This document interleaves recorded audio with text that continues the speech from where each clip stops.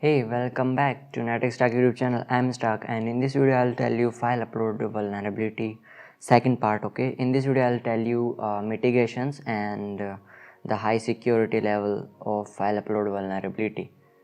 So if you don't watched our previous video, which is part 1, of course go and watch that video.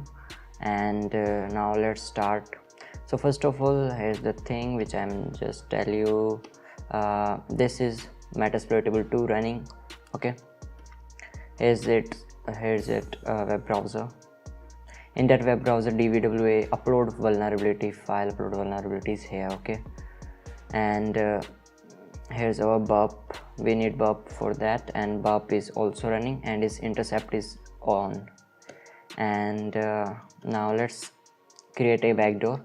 Of course we need a backdoor for that, and we will create a backdoor from Weebly as I showed you in the previous video. So for that, just type Weebly, WWEVELY. Okay, and then you have to type a GNE generate, and it will generate a backdoor for us, and the password 2222, then path which we want to store it. So we want to store it in this home stock directory, and that file name is update.php. Of course we need php extension for that backdoor, and let's see, it is generated as you can see here. Here's our update.php. So in this high level security, what we can see, if I will show you. Okay, so as you can see here, what we can see, it is showing that it supported only extension only JPG, and for that we need to change that extension, okay, of PHP, this extension to JPG, and then when we will upload that backdoor into the web server, then we will intercept that request into the burp suite, and from burp suite we will change that extension.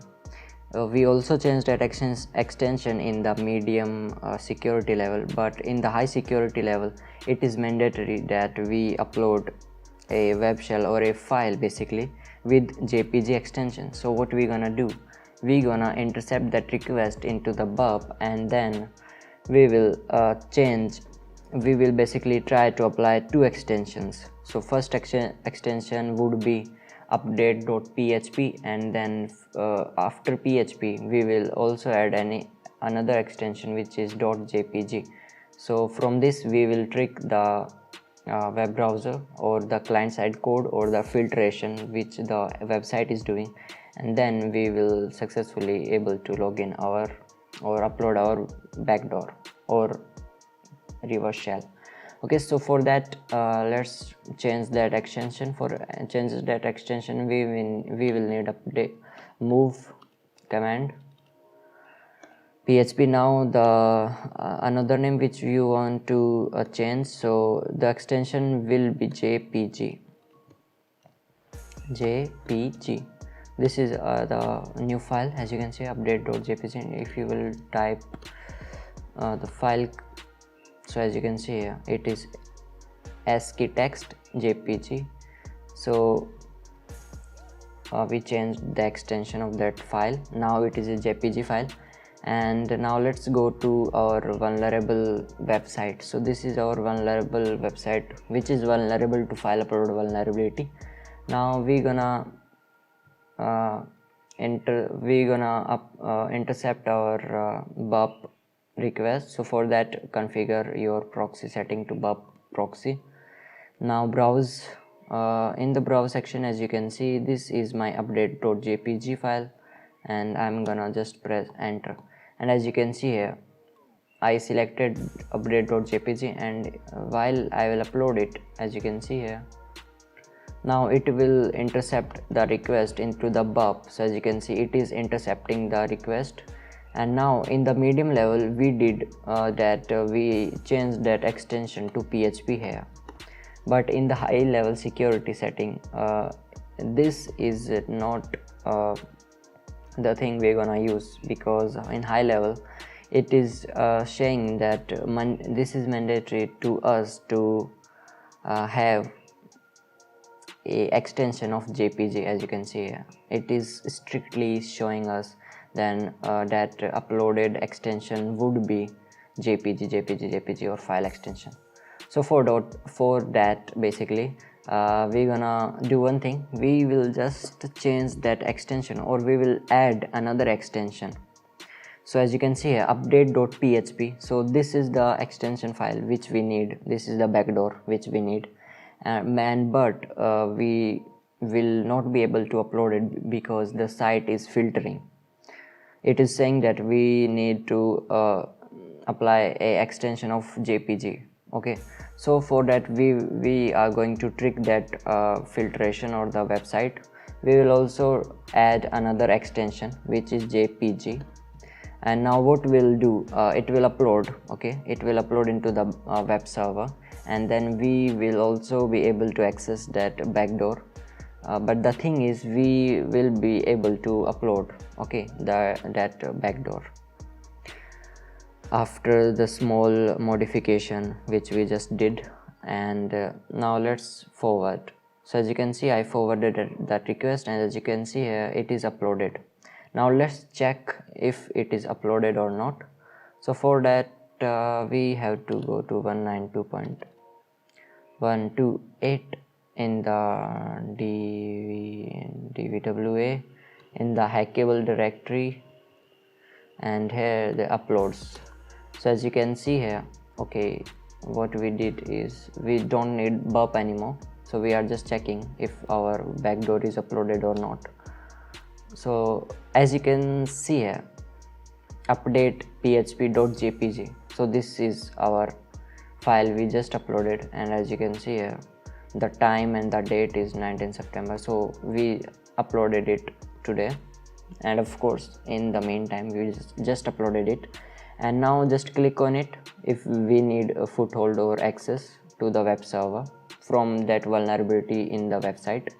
So just open a terminal, and in Weebly we just have to give that URL here and that password. The password was 2222, and just ls. And as you can see here, I am able to control the whole web server on which the site is hosted.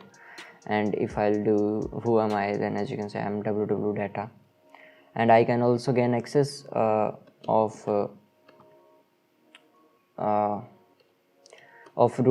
root by privilege escalation. So as you can see here, we just did a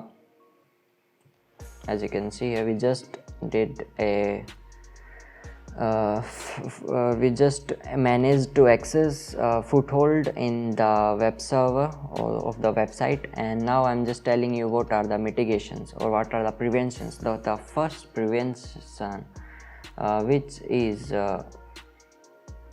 here, which is for file upload vulnerability, is this: never allow attackers to upload any executable files. So in the first in the first file upload vulnerability security, which is low, in that low security, it was allowing us to upload any executable.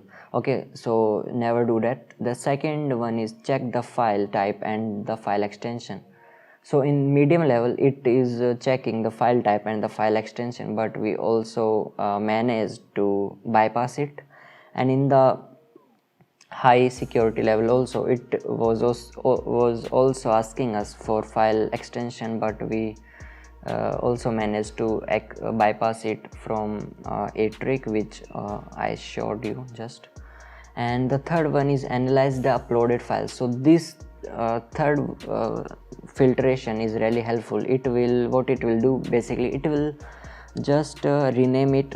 It will recreate the file and then it will rename it. So let's think an attacker managed to upload a reverse shell or a backdoor into the web server or into the database. Then what it will do, this filtration will recreate the whole file, and then it will recreate the whole file, and then it will rename it also.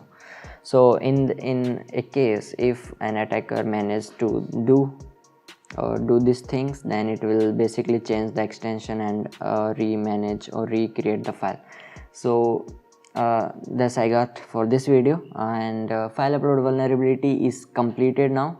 And I think you like this video. If not, please like this video and subscribe to our channel and share this channel with your friends. Now I have a work for you. You have to subscribe my channel and give me 200 subscribers until the end of this week, or you can say in the end of this video, in the end of this month. Basically I need 200 subscribers, so please subscribe it and share it with your friends. Thanks for watching, guys.